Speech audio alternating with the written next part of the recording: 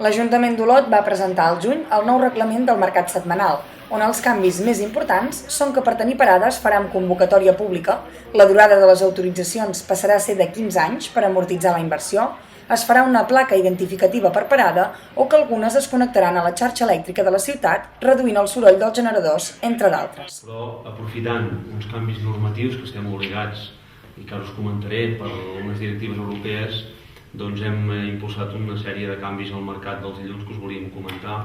Canvis sobretot per incrementar la qualitat i el bon funcionament del mercat del dilluns. Avui hem sortit al mercat a veure com els marxants valoren aquests canvis i per sorpresa nostra ens han dit que no en saben res.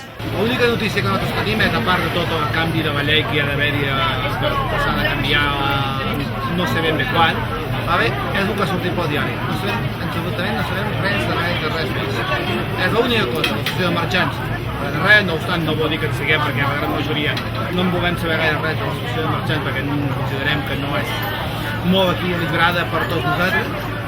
I l'Ajuntament no ens ha informat de res. L'única notícia que tenim és aquesta. Tema del punt diari. Res més. Sigui més real o menys real, no ho sabem. Quan tinguem les ordenances en podrem parlar.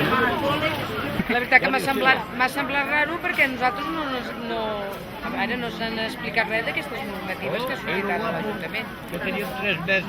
Hem notat que els comerciants de les parades del Mercat d'Olot tenen discrepàncies amb l'associació de marxants i a més ens han explicat que hi ha molta desunió. Si a sobre li afegim la manca de comunicació, no millorarem massa el clima.